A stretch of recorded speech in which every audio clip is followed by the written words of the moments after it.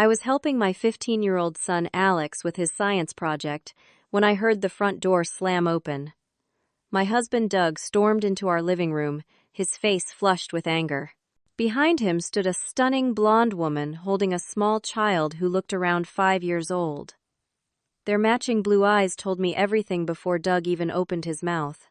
My heart stopped as he slammed a stack of papers on our coffee table. "Sign the papers and get out," he demanded. I sat frozen, unable to breathe, when Alex calmly reached for our family album on the shelf. "What? Dad? You really don't know?" he asked innocently. The moment my husband saw the book, his face turned ashen. 17 years. That's how long I had been married to Doug Thompson. We met during my sophomore year of college when he transferred to my university.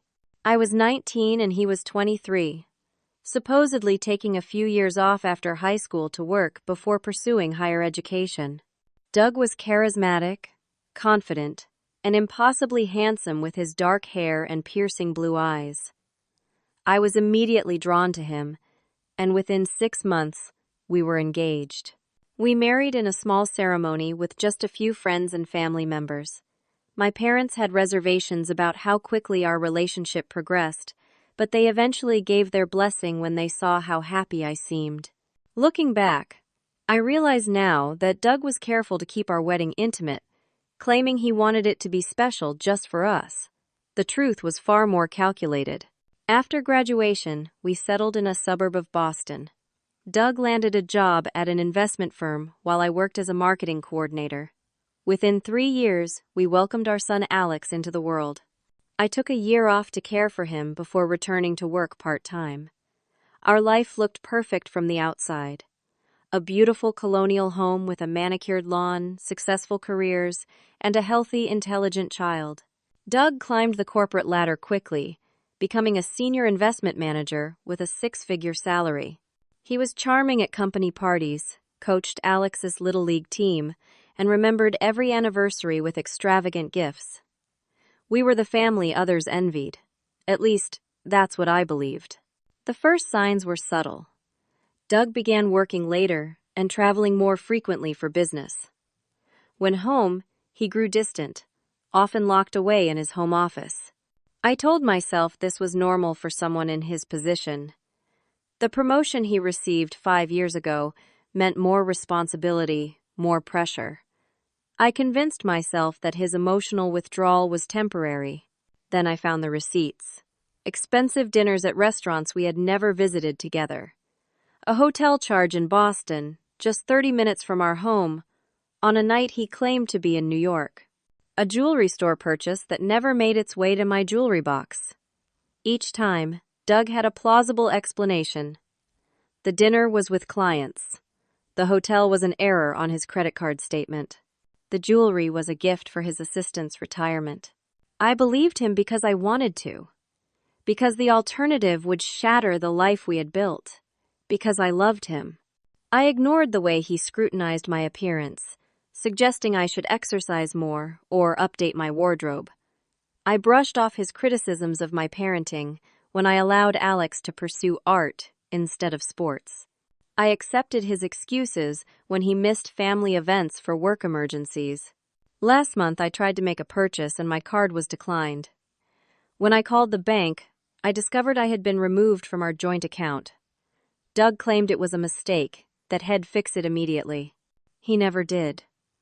Instead, he established a separate account for me with a modest monthly allowance. "For household expenses," he said. I swallowed my pride and accepted this new arrangement, telling myself it was temporary. I was preparing dinner when my phone rang. An unfamiliar number flashed across the screen. "Curious," I answered. "Carrie Thompson?" a woman's voice asked. "Speaking. Who is this?" "This is Tanya from Midwest Financial Auditing. We're conducting a routine verification of some transfers from the Thompson Family Holdings Company."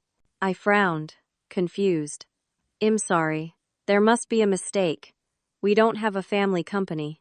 The woman paused. "This is regarding the company registered under Douglas and Carrie Thompson in Delaware. Multiple transactions have been flagged for review." My heart began pounding against my ribs. I'm afraid there's been a misunderstanding. My husband handles our finances, but we've never established a company together. Oh, the woman said, her voice suddenly cautious. I see. Well, perhaps you could have your husband contact us directly. I'm sorry for the confusion. Before I could ask any more questions, she hung up. I stood in the kitchen, the phone still in my hand, as a wave of dread washed over me. There was no family company. At least, not one I knew about. That was the moment the first crack appeared in the perfect image of my marriage, and nothing would ever be the same again. The mysterious phone call haunted me for days. I replayed the conversation in my head, trying to make sense of it. A family company in Delaware? Transactions flagged for review? None of it made any sense.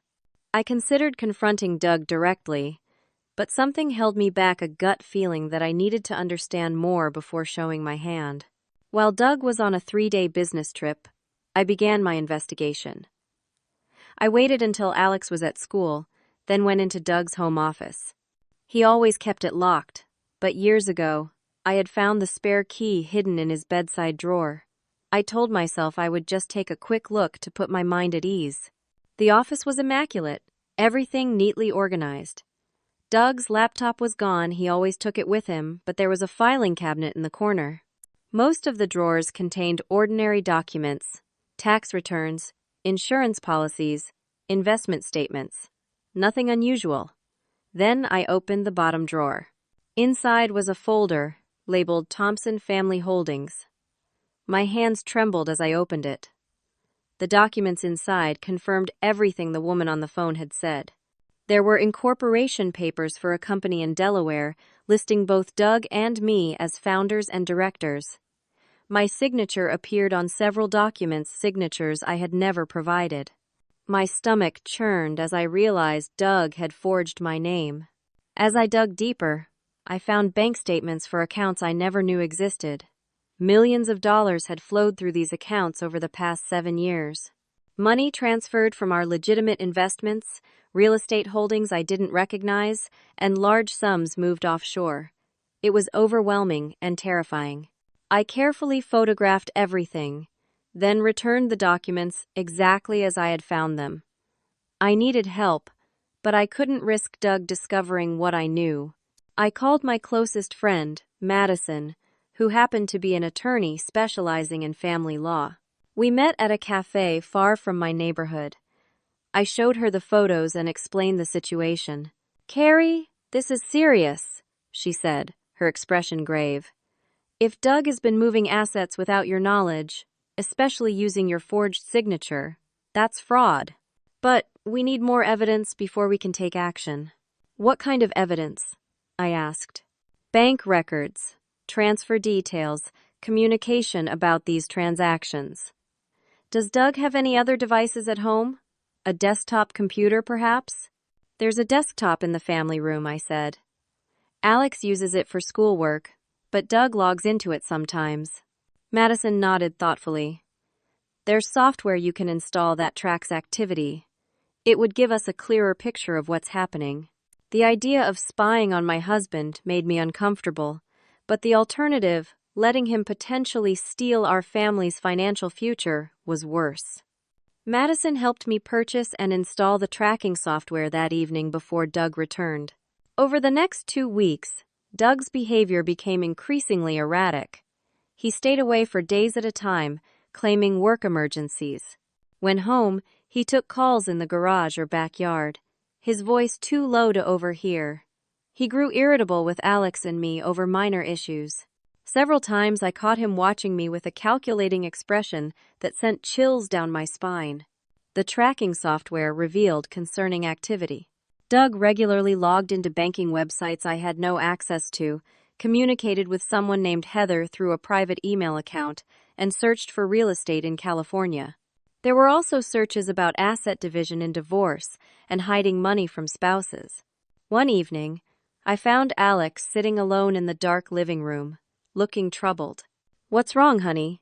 I asked, sitting beside him. He hesitated before answering. "Dad told me we might have to move or sell the house. He said we're having financial problems, and I shouldn't tell you because you'd just get upset. I struggled to keep my composure. When did he tell you this? Last week when you went grocery shopping, he got a call and seemed really angry. After he hung up, he told me things were going to change soon and I needed to be prepared. I hugged my son tightly, reassuring him that everything would be okay, even as doubt gnawed at me. Later that night, I continued examining the files the software had captured. That's when I found something that stopped me cold. An email exchange between Doug and someone named Patrick Reynolds discussing document preparation for Douglas Sinclair. There was a scanned image of a birth certificate for Douglas James Sinclair, born in Toledo, Ohio, with the same birth date as my husband.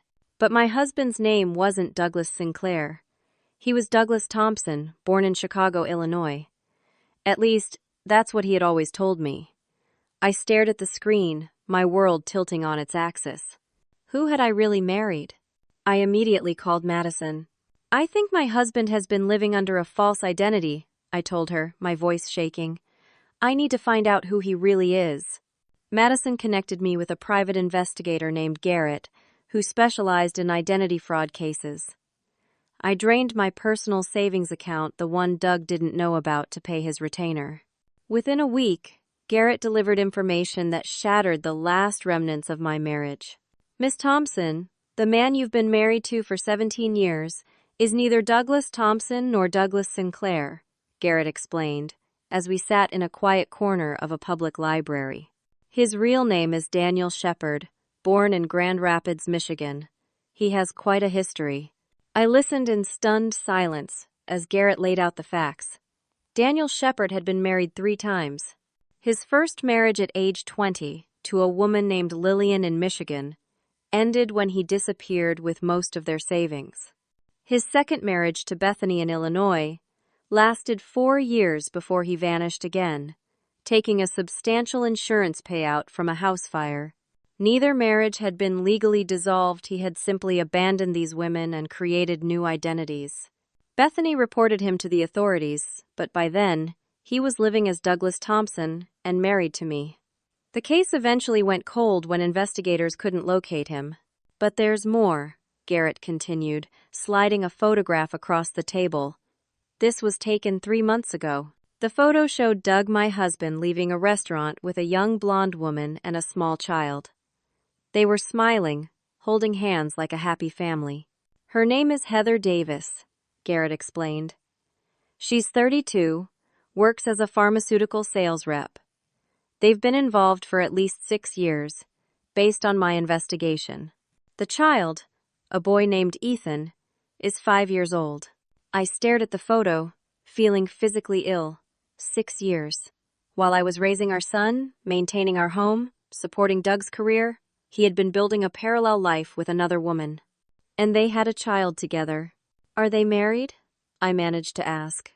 Not legally, no. But she believes they are. They had a ceremony in Lake Tahoe 4 years ago, though no marriage license was ever filed. She uses the name Heather Thompson in some circles. My head was spinning. That would have been around the time Doug insisted we remove a significant portion of our savings for a supposed investment opportunity. Now I understood where that money had gone to set up his other family. Garrett laid out more evidence showing how Doug or Daniel had been systematically draining our legitimate accounts. He had remortgaged our home without my knowledge using forged signatures. He had sold investments and diverted the proceeds. He had even taken loans against Alex's college fund. I'm sorry to be the bearer of such news, Garrett said gently. But there's something else you should know. Based on recent activity, it appears he's preparing to liquidate all remaining assets and disappear again, possibly within the next few weeks. I left the meeting in a daze, clutching the folder of evidence Garrett had provided. When I arrived home, I found Alex in his room, uncharacteristically quiet. Everything okay? I asked. He shrugged. I guess. I sat on the edge of his bed. You can talk to me, you know, about anything. After a long pause, he spoke. I know something's wrong with Dad. He's not who he pretends to be. My heart skipped a beat. What do you mean? Instead of answering directly, Alex got up and pulled a black notebook from his bookshelf. He handed it to me without a word. Inside was a meticulously kept journal. For the past 3 years, Alex had been documenting Doug's suspicious behavior, dates, times, snippets of overheard phone conversations. There were photographs of Doug with Heather that Alex had taken by following his father one day when Doug thought he was at soccer practice. There were notes about late-night arguments Head overheard, strange visitors to Doug's office, and inconsistencies in the stories Doug told.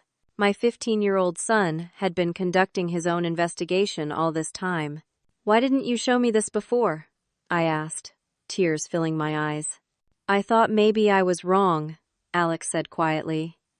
"I didn't want to hurt you if I was just being paranoid. But then I saw you taking pictures in Dad's office, and I knew you were figuring it out too."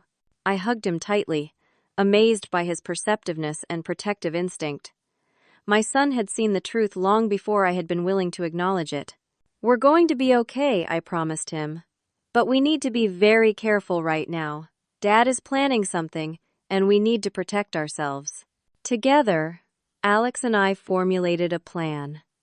We would need to secure what assets we could, gather all the evidence, and prepare for a confrontation that could change our lives forever. Madison advised me to confront Doug about the financial deception first, without revealing everything I knew about his double life. This would allow us to gauge his reaction and potentially gather more evidence of his fraudulent activities. She helped me prepare legally, quietly filing for emergency financial restraints that would prevent Doug from transferring or selling any more assets without court approval.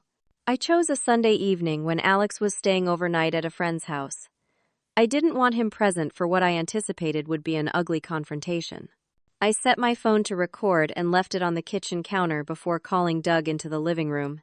"We need to talk," I said as he settled into his usual armchair. "About what?" He looked annoyed at the interruption. "About Thompson Family Holdings.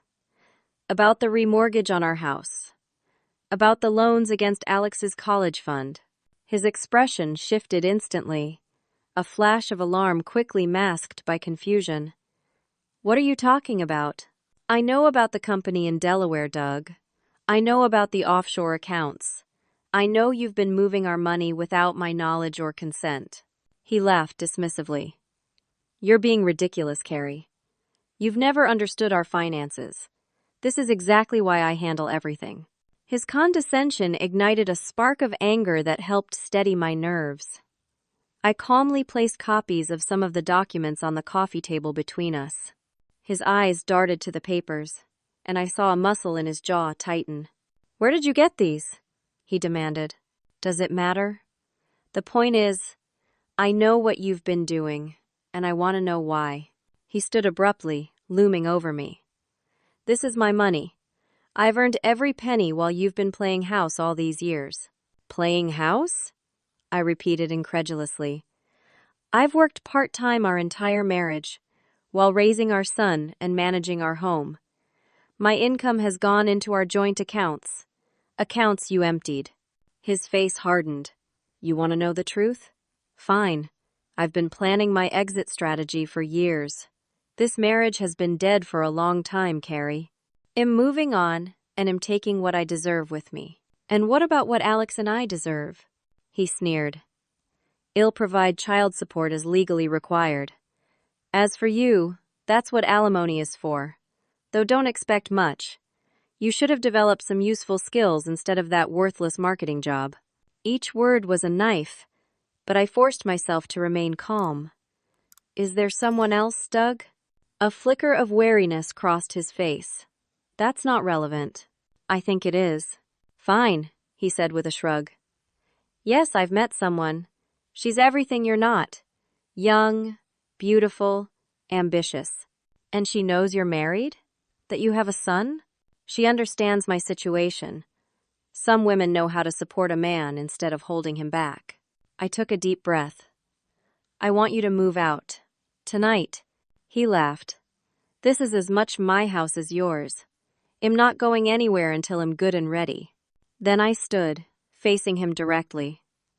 I know about the forged signatures, Doug. I know about the fraudulent loan applications. That's not just divorce territory, that's criminal. Either you leave tonight, or I call the police. His expression transformed from arrogance to rage in an instant. His voice dropped to a threatening whisper. You listen to me carefully. If you push this, you'll regret it. I have friends in high places. I'll make sure you get nothing. No house, no money, not even Alex. I'll tell the court you're mentally unstable, that you've been abusing prescription drugs. Who do you think they'll believe, a successful businessman or a desperate housewife making wild accusations? The mask had finally slipped, revealing the true man beneath. I struggled to hide my shock at the venom in his voice. Get some help, Carrie, he continued. You're clearly having some kind of breakdown. I'm going on a business trip tomorrow. When I get back, I expect you'll have come to your senses. With that, he stormed out of the room. I heard him packing a bag upstairs, and within 30 minutes, he was gone. I sat in the silent house, trembling with a mixture of fear and relief. I'd gotten the confrontation on record, including his threats, but the reality of our situation was now painfully clear. I texted Madison immediately. He threatened me, said he'd claim him mentally unstable and using drugs to get custody of Alex. Her response came quickly. Classic abuser tactics. But this helps our case. Well, file for temporary custody first thing tomorrow. Stay strong. I knew Doug's business trip was no such thing. The tracking software had captured emails about a weekend getaway with Heather at a lakeside cabin. He was using this time to coordinate their next steps, unaware that I had discovered his plans. Over the next 4 days, Madison and I worked frantically to secure what assets we could. We documented everything, filed the necessary legal paperwork, and prepared for whatever would come next. I told Alex a simplified version of the truth, that his father had been dishonest about money and our marriage was ending. He seemed unsurprised but worried about our future. We never know how strong we are until being strong is our only choice. My grandmother had told me that once, and now I clung to those words like a lifeline. For Alex's sake, I would need to be stronger than I had ever been. I was making dinner on Thursday evening when I heard a car in the driveway. Doug wasn't due back until Friday, according to his schedule. I looked out the window and felt my stomach drop. There were 2 cars, a sleek black Audi that Doug had purchased last year, and a silver SUV I didn't recognize. Alex, who was doing homework at the kitchen table, joined me at the window. His face paled. That's her, isn't it? The woman Dad sees. I nodded, unable to speak as I watched Doug exit his car and open the passenger door of the SUV. Heather stepped out, immaculately dressed in designer clothes that probably cost more than my entire wardrobe. Then Doug reached into the back seat and helped a small boy out of his car seat. The physical resemblance between them was unmistakable. What are they doing here? Alex whispered. I don't know, I admitted. But whatever happens next, remember that none of this is your fault, and we're going to get through it together. The front door opened, and I heard Doug's voice, unnaturally loud and confident. This is it, darling. Home sweet home, at least temporarily. They were in the living room before I could collect myself. Doug looked triumphant, Heather uncomfortable, and little Ethan confused. The boy clung to his mother's hand, staring around the unfamiliar house with wide eyes. There you are, Doug said with false cheerfulness. Carrie, Alex, I'd like you to meet Heather and Ethan, my family. I felt as though I'd been slapped. Alex moved closer to me, his shoulder touching mine in silent support. Heather, this is Carrie. And my son Alex, Doug continued. The house is a bit dated, as you can see, but once we sell it, we'll have plenty for that beachfront property we looked at. Heather smiled weakly. It's nice to meet you both, she said, though her eyes couldn't quite meet mine. I'm sorry for the circumstances. Doug waved her apology away. No need for that. Carrie's been aware our marriage was over for some time. Haven't you, Carrie? Before I could respond, he reached into his briefcase and pulled out a thick envelope. I've taken the liberty of having my attorney draw up the divorce papers. Very generous terms, considering. The house will be sold, debts paid, and remaining assets divided. You'll get 20%, which is more than fair since I was the primary breadwinner.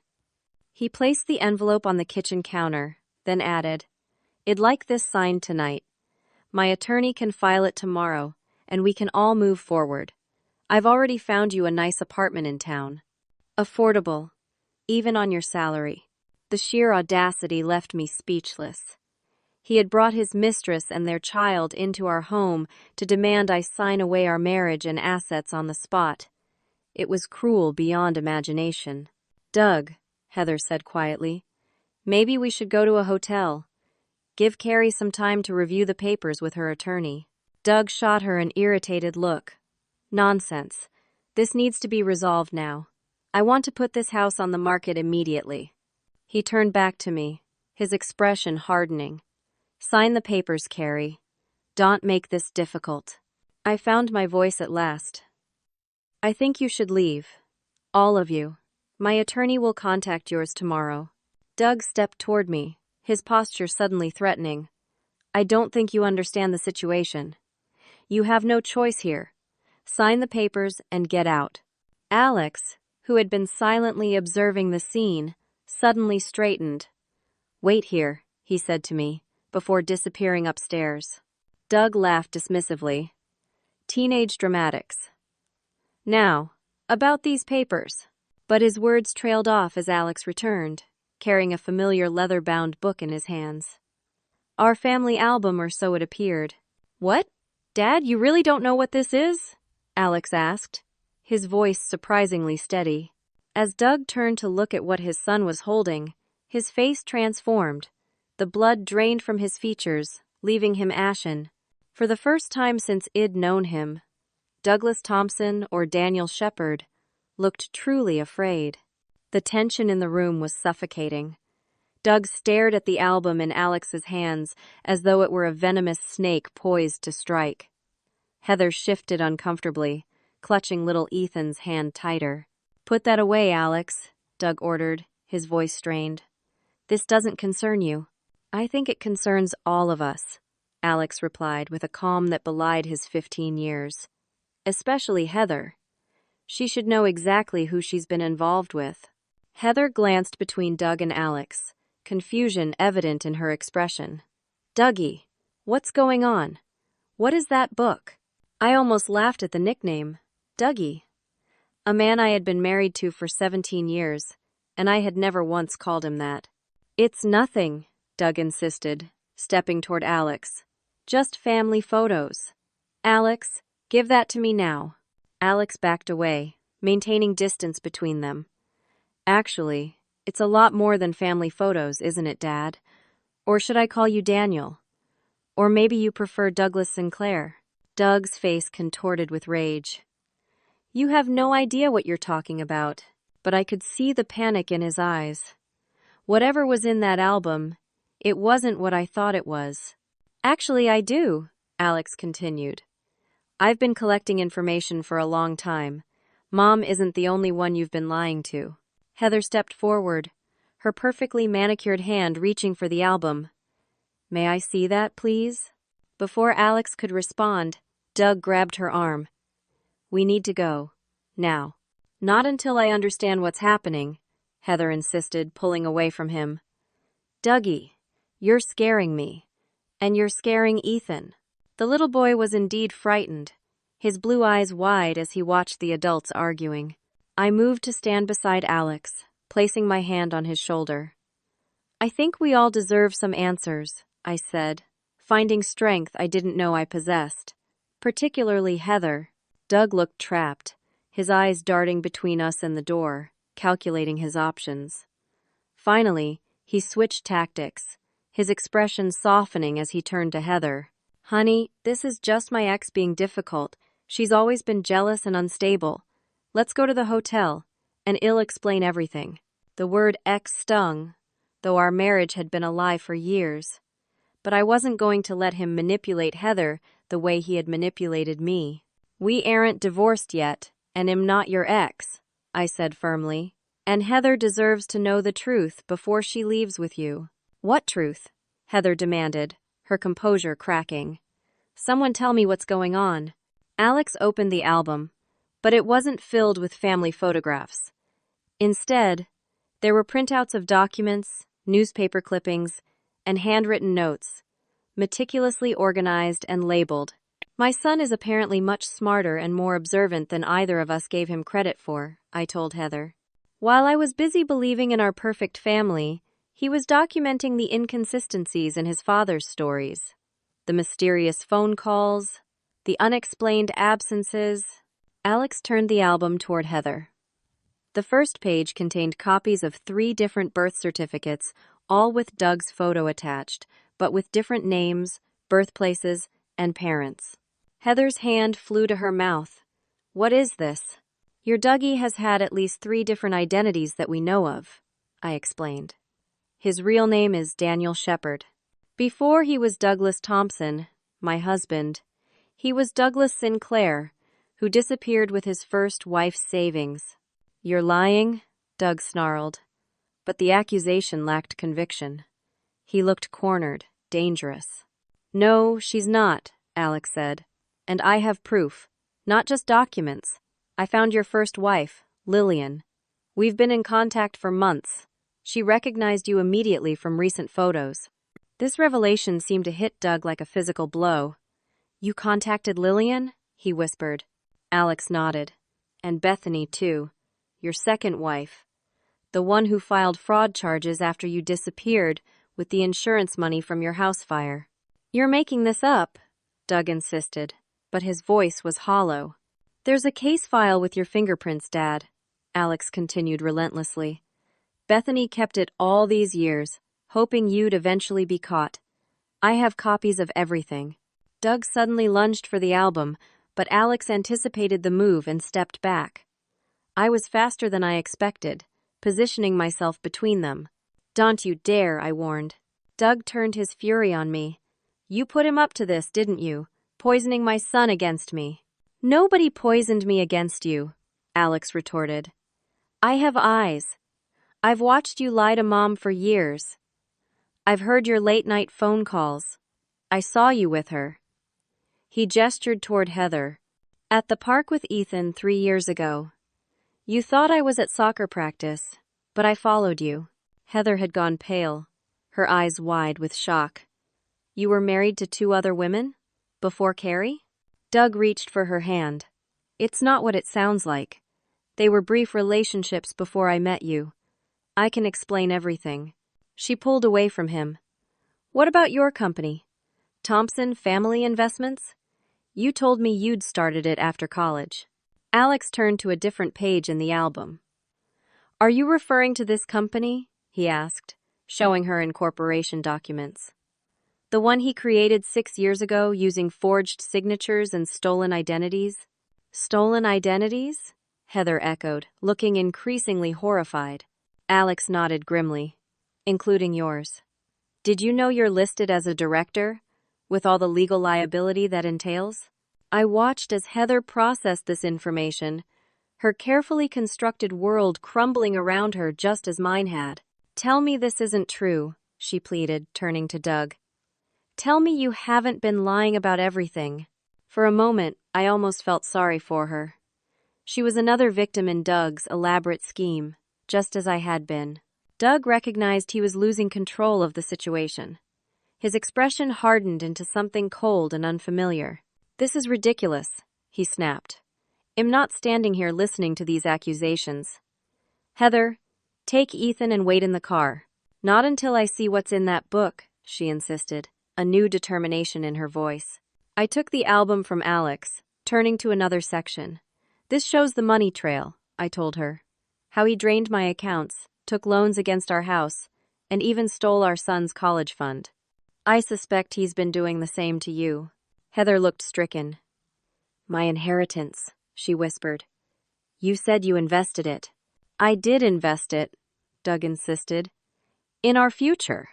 In offshore accounts under yet another name, I corrected.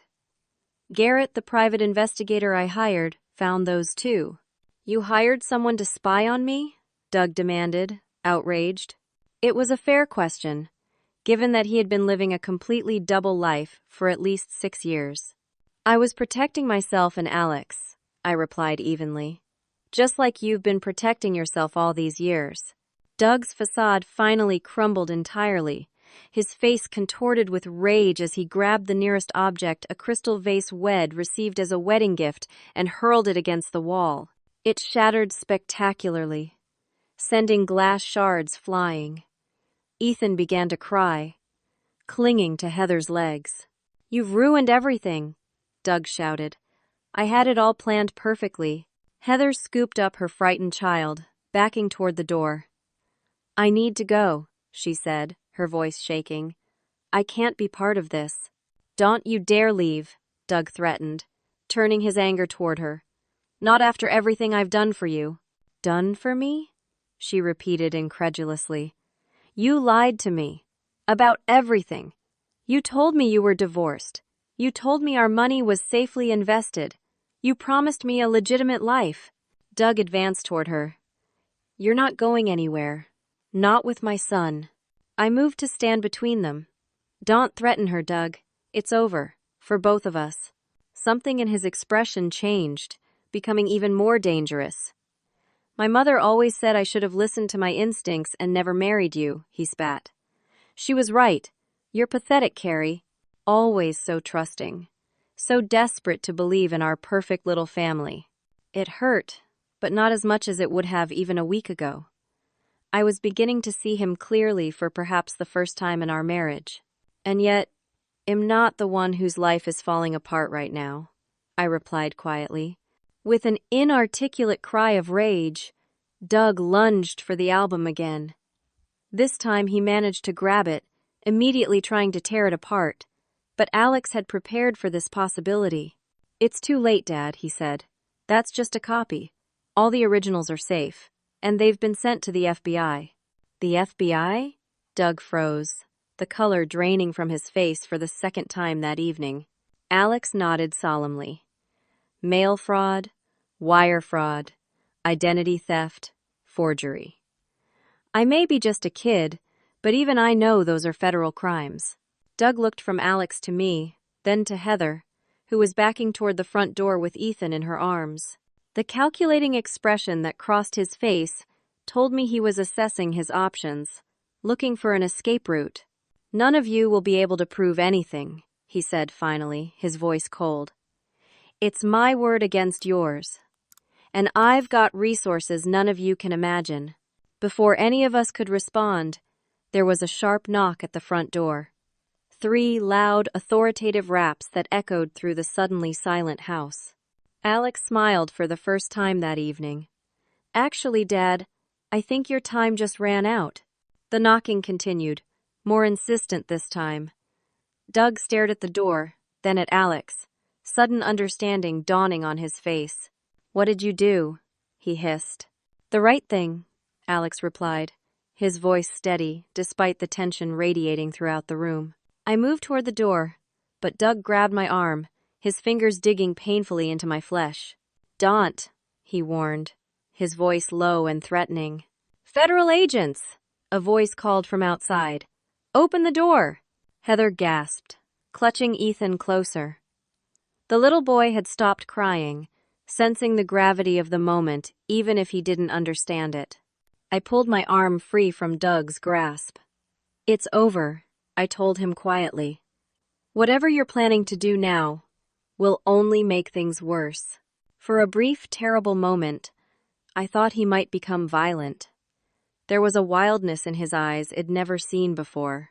Then, as quickly as it had appeared, it vanished, replaced by the smooth, charming mask I had known for 17 years. This is all a misunderstanding, he said loudly, straightening his posture and adjusting his tie. I'll handle it. He strode confidently to the door and opened it, revealing 2 men in dark suits. They displayed badges identifying them as FBI agents. Douglas Thompson? The older agent asked. Doug smiled disarmingly. Yes, that's me. How can I help you gentlemen this evening? Daniel James Shepard. The agent said instead. We have a warrant for your arrest on multiple federal charges including wire fraud, mail fraud, identity theft, and money laundering.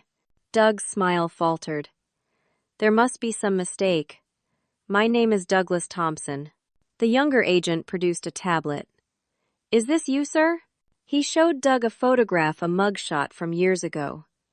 Even from where I stood, I could see it was unmistakably a younger version of my husband. Doug didn't answer, which was an answer in itself. Daniel James Shepard, also known as Douglas Sinclair, Douglas Thompson, and Edward Phillips. The first agent continued, reading from an official document. You're under arrest. You have the right to remain silent. The rest of the Miranda rights washed over me in a blur as I watched the man I'd been married to for 17 years being handcuffed in our doorway. Doug's facade finally crumbled completely, his face twisting with rage. This is your fault, he shouted, looking directly at Alex. My own son betrayed me. Alex stood tall, unintimidated.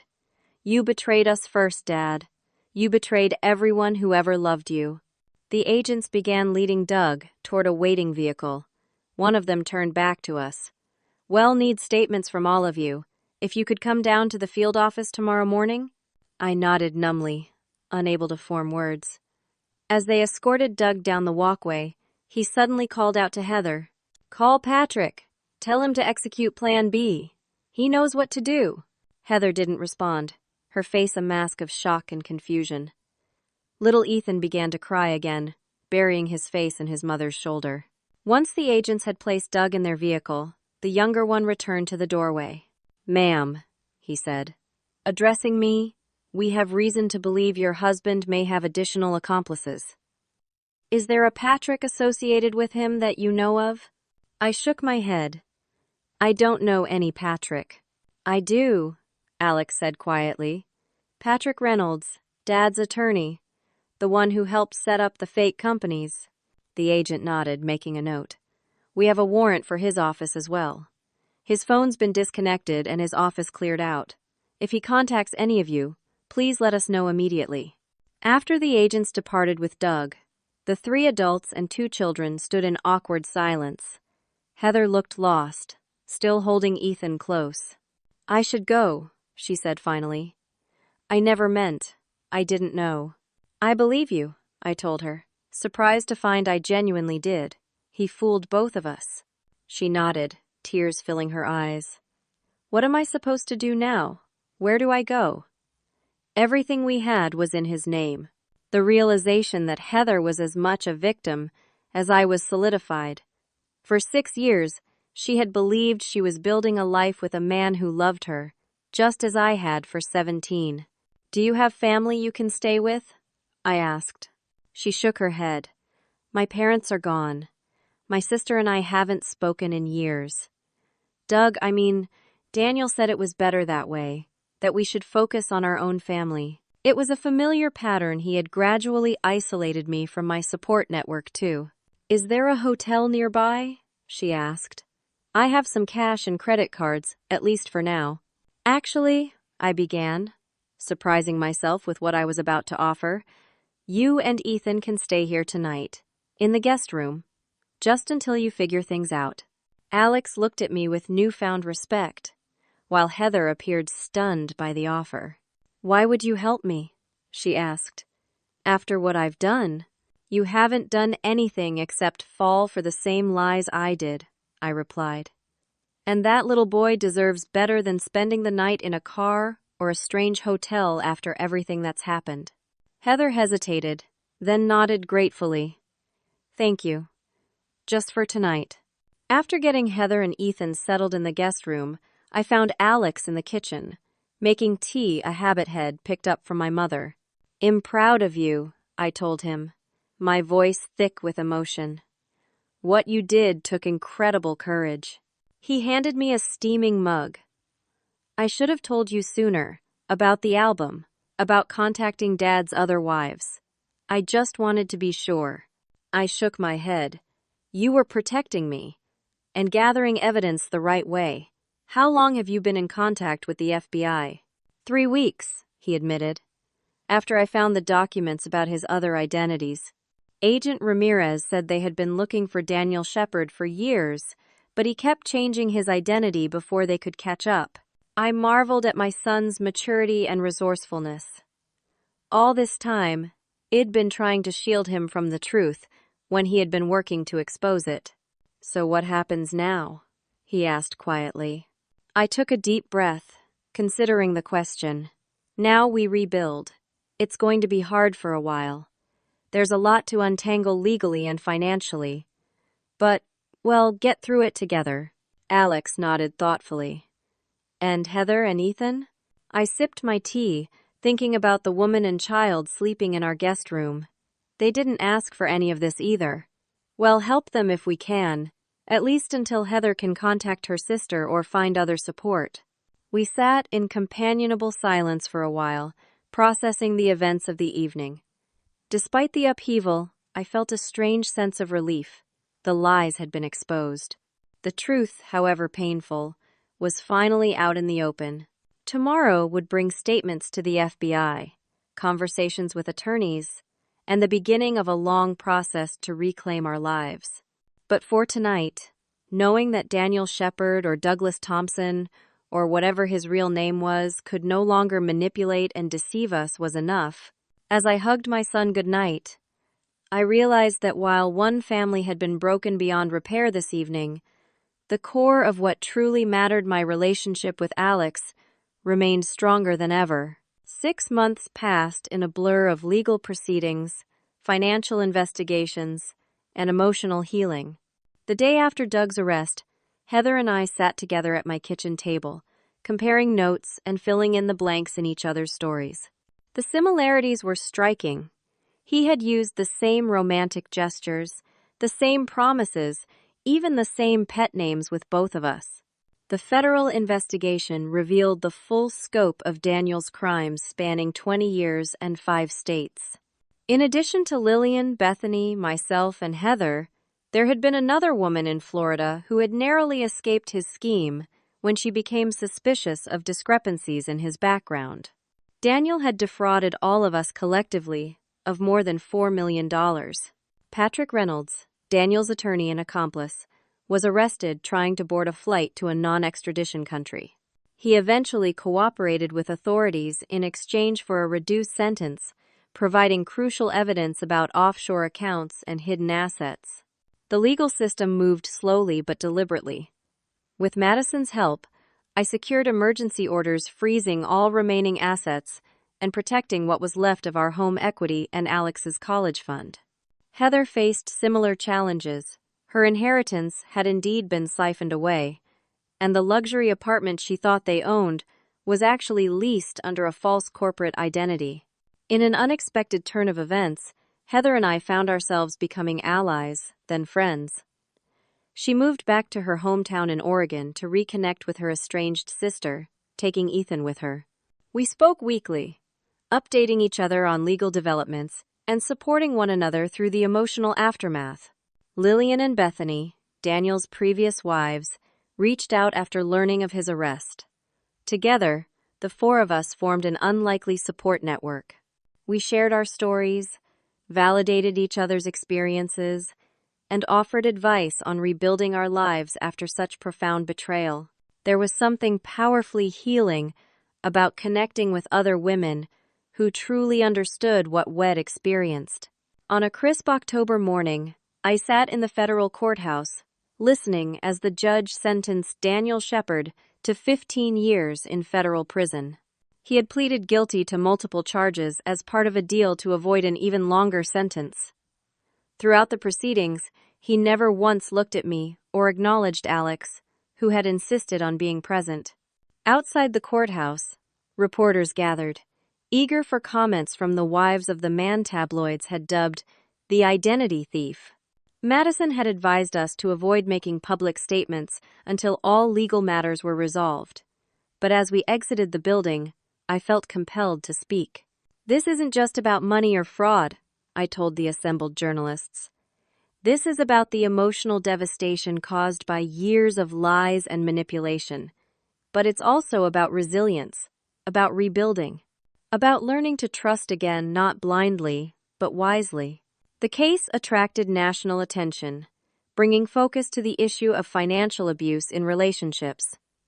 I was approached by a nonprofit organization that helped victims of fraud and financial crimes. Initially, I volunteered to share my experience with other victims. 6 months later, they offered me a position as an advocacy coordinator. For the first time in years, I felt genuinely fulfilled professionally. My marketing background proved valuable in creating awareness campaigns, and my personal experience gave me credibility with both victims and law enforcement agencies. I discovered strengths I never knew. I possessed resilience, determination, and a talent for helping others navigate complex financial and legal challenges. Alex thrived as well, though the path wasn't always smooth. He had sessions with a therapist specializing in family trauma, which helped him process the complicated emotions surrounding his father's betrayal and arrest. His grades improved, and he became involved in a peer support program at school, using his experience to help other teens dealing with family crises. We sold the house. Eventually, too many painful memories lingered within those walls. Instead, we purchased a modest but comfortable townhouse closer to my new workplace. Together, Alex and I decorated it, creating a home that reflected our new beginning. 1 year after Daniel's arrest, I hosted a dinner at our new home. Heather and Ethan flew in from Oregon, while Lillian and Bethany drove from neighboring states. Madison came as well, having become not just my attorney, but a close friend through the ordeal. As we gathered around the table, I looked at the faces of these strong women who had all been deceived by the same man. Rather than being defined by victimhood, each had reclaimed her life and identity. Lillian had returned to school to finish her long-deferred nursing degree. Bethany had rebuilt her small business and was now mentoring other female entrepreneurs. Heather had reconciled with her sister and was co-managing their family business while raising Ethan. We shared stories not just of Daniel, but of our lives before him and, more importantly, our lives after. We laughed more than I expected, finding humor in the absurdity of some of his identical tactics. We cried too, acknowledging the dreams and years lost to his deception. After dinner, Alex joined us for dessert, easily conversing with everyone at the table. Watching him, I felt overwhelming pride. My son had shown extraordinary courage and wisdom beyond his years. While Daniel had failed as a father in every possible way, he had inadvertently helped forge Alex into a young man of exceptional character and integrity. As our guests prepared to leave, Lillian raised her glass. "To endings that become beginnings," she said, "and to the truth that eventually sets us free." We all touched glasses, the soft clink echoing in the warm space of our new home. Later that night, after everyone had departed, Alex and I sat on our small patio, looking up at the stars.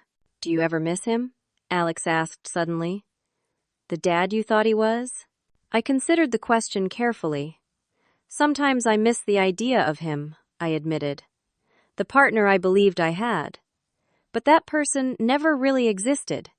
He was a carefully crafted illusion." Alex nodded thoughtfully. "I used to be so angry," he said. "Not just at him, but at myself for not seeing through it sooner." "None of us saw the complete truth," I said gently. "Not even me, and I was married to him for 17 years. You were just a kid, Alex." "I'm not anymore," he said with a small smile. "No, you're not," I agreed, marveling at his maturity. "You know, when all this first happened, I was terrified about what it would do to you. How it would affect your ability to trust, to form relationships. It definitely changed me," he acknowledged. "But not all in bad ways. I pay attention more. I notice inconsistencies, but I also value honesty more than I might have otherwise." We sat in comfortable silence for a while, contemplating the stars and our journey over the past year. "Mom," Alex said finally, Do you think you'll ever get married again? I laughed softly. That's a complicated question. I don't know.